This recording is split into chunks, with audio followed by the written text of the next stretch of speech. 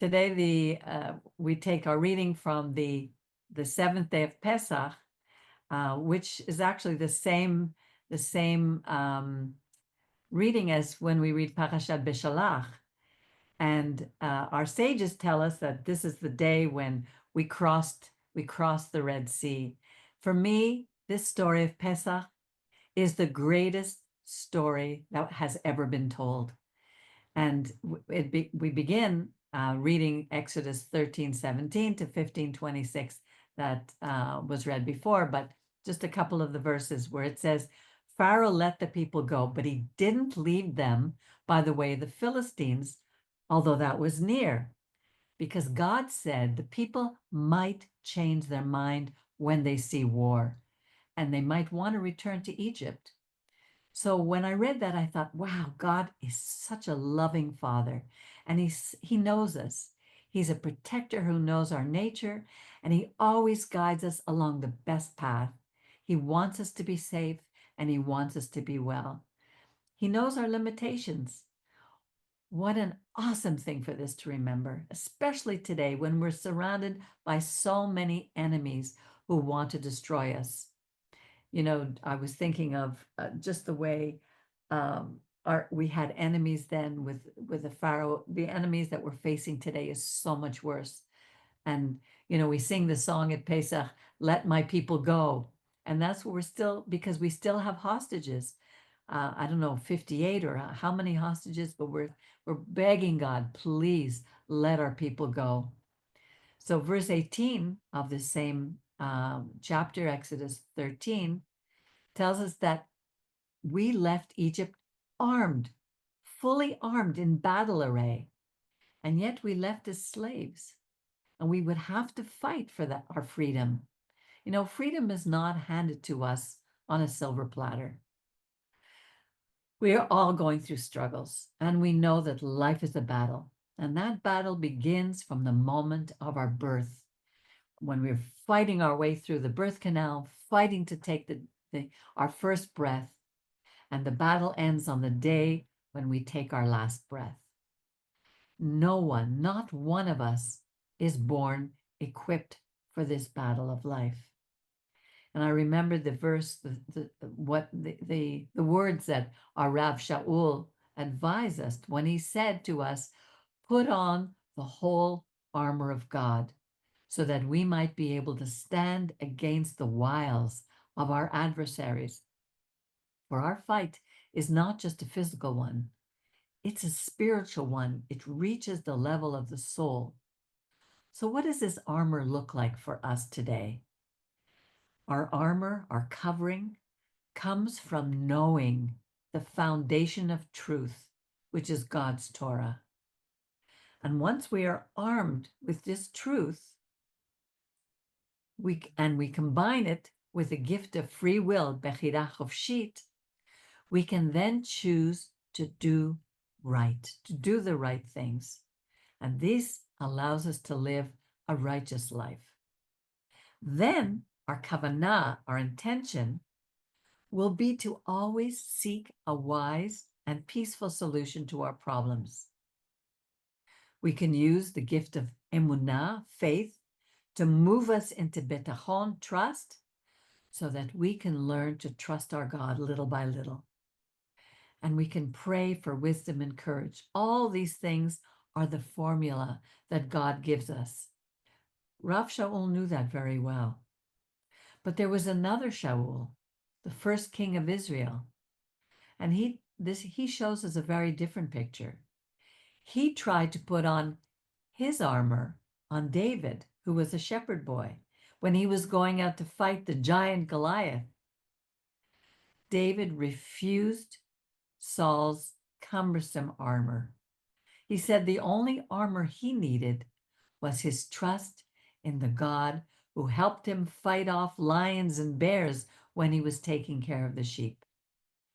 If David hadn't spent all that time in solitude with God while he was taking care of these sheep, he would never have known what he was capable of doing. He would never have known the strength that lay within him.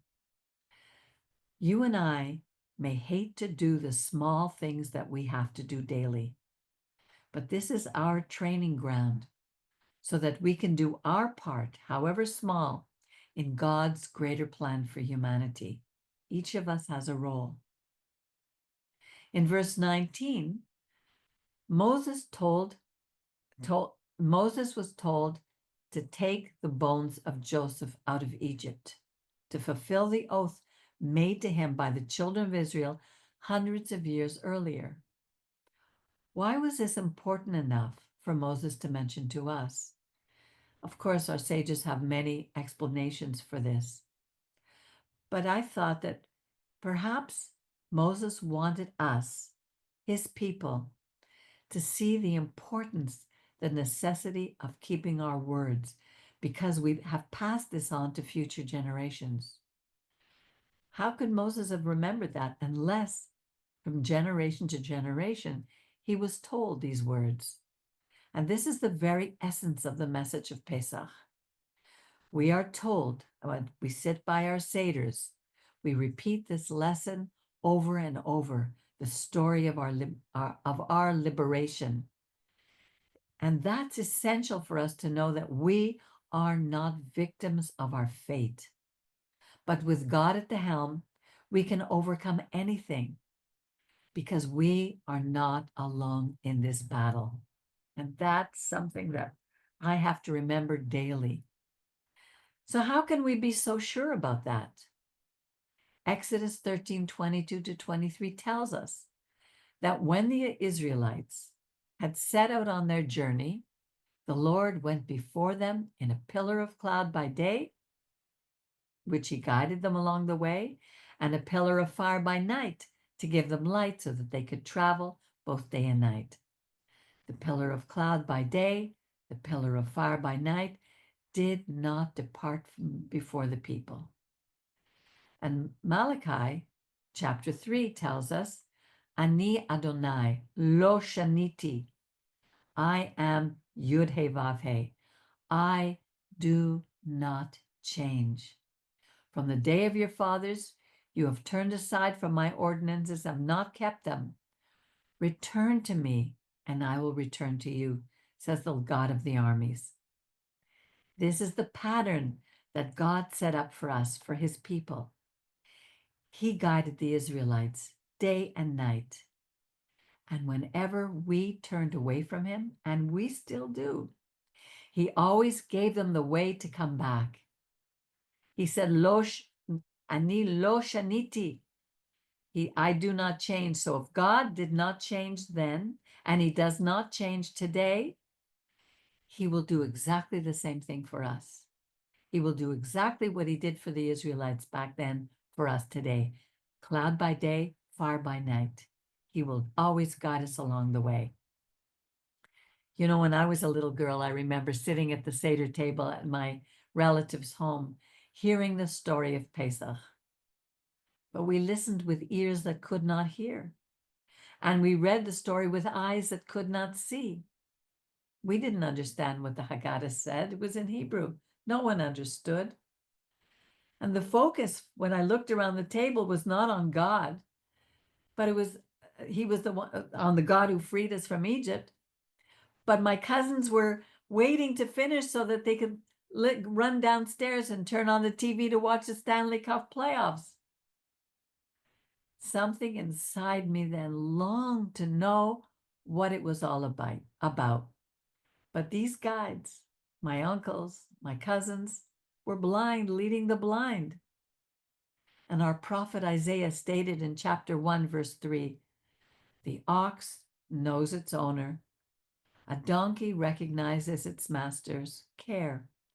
But Israel doesn't know its master. My people doesn't recognize my care for them. Isn't that what we're seeing in our families in Israel today? You know, we're celebrating the second of the two sacred days that God called for in the written Torah, the first and the seventh day of Pesach. Today is the seventh. And they are to be holy days for us to do no work. Doubly important than just a regular Shabbat. This is a Shabbat, Shabbaton. And our sages consider this day to be the day when God parted Yamsuf, the Sea of Reeds, when the Israelites crossed over to safety. When we reached the other shore, Moses led singing a song of victory and deliverance. The seventh day of the week is the Shabbat day of rest. On this day, we're to remember we're no longer slaves. We can take a day of rest, along with our servants and our animals, the stranger among us. And this day, seventh day of Pesach, we can rejoice for our freedom. It's the last day on which we eat matzah, unleavened bread, which represented the rest from pride, our puffed up nature, because leaven caused the bread, leaven causes the bread to rise. Pharaoh's pride caused misery both to the Hebrews and his people. On the other hand, the humility of Moses is the example that God wants us to imitate. It's not something we can conjure up because our egos are constantly looking to be fed and protected. It took Moses many years to develop this trait. Like wisdom, it takes life's harsh lessons to develop this in us. He wrote about them in his Torah so that we might learn from them. We might learn to become wise and humble and avoid as much pain and suffering as possible. In Exodus 14:13, Moses said to the people, "Have no fear. Stand by and witness the deliverance which the Lord will work for you today. For the Egyptians whom you see today, you will never see again. The Lord will battle for you, so hold your peace." Very few people admit that God is doing battle for us today. We may think that Israel is winning the war against our enemies because of the strength of our armies and our technology, but God is telling us today, hold your peace. Witness the deliverance that he will perform for us. This doesn't mean that we don't have to fight. It means that we are not alone. And I remember that when I sing, let my people go, let our hostages go, and God will will allow us to have this done. Moses had spoken to God from the burning bush. He had a hand in the miracle of the 10 plagues, and he had moved forward when God told him to tell the Israelites to go forward. Lift your rod, hold out your arm over the sea, and split it. These stories remind us to go forward when we are down and discouraged. He's reminding us that the sea can part for us like it did for these ancient people. God always prepares the road ahead for us, even when we can't see it. We may not all hear his voice giving us specific instructions on what to do and how to do it, but when we don't know what to do next, we can be still. We can ask God for someone or something to help us. But if we choose to remain in a state of constant fear to the point that we can no longer move forward in our lives, remember, that's our choice. We're humans. We can be afraid, we can falter, we can lose our faith, we can doubt ourselves, we can doubt God, and want to even run away. But all these emotions stop us from fulfilling the role in life that God prepared for us. He gave us the ability to take control of these emotions and to move forward in stages like he did with Israel. The picture of the sea parting is a powerful one. It's all about taking a step of faith, like the Israelites did. Imagine they were walking through and the walls of water were on either side of them. How could they trust that these walls of water would not fall on them before they reached the other shore? How could they know that the Israelites, who were being held at bay by the pillars of cloud, would not overtake them? Although they had left fully armed and outnumbered the Egyptian army, their minds would not allow them to see that the Pharaoh and his soldiers could no longer have a hold on them. We struggle every day with things in our past that keep our minds enslaved, not allowing us to move forward into who we were meant to be. Turning faith into trust is not easy, but that's our journey through this life. We often don't realize how much we've progressed until we stop to take stock of who we are today in comparison with who we were last year. Let's not forget to do that. I have to remind myself. This can be applied to us both personally and nationally. Egypt represents all the nations of the world, while Israel represents the nation chosen for God's purpose to show the rest of the world that he also fights for them against their enemies. Our Creator wants us all to know that when we, like Pharaoh, stiffen our heart against him and his people Israel, there will be consequences. When we open our hearts, he can bring peace and brotherhood to all peoples. After we reached the other shore, Moses sang the song of joy and victory. But this rarely happens unless we have gone through the greatest of trials and passed through them, like many of us did. Exodus 15:26 takes us to the next step in our development. God said, if you will heed your God diligently, doing what is right in God's sight, giving ear to God's mitzvot, his commandments, keeping all of God's hukim, his statutes, then I will not bring upon any of you the diseases that I brought upon the Egyptians, for I, the Lord, am your healer. Oh, don't we need to remember that? You know, sometimes we just simply have to start again. We cannot change the past. We can start by doing the right thing right from where we are today. That's what God did when he set the Israelites free. Remember, their freedom was not free. It came at a cost, and that cost is responsibility. You and I are responsible for making the right choices in our lives. We can't keep blaming ourselves or others for where we are now because the past is gone. We can learn how to do the right thing by listening to the advice of people we respect and who we would like to emulate. The stories in the Torah help us to see that no human is perfect and that we can learn wisdom from their mistakes and also from what they did right. Proverbs 15:22 tells us, plans are foiled for lack of counsel, but they succeed through many advisors.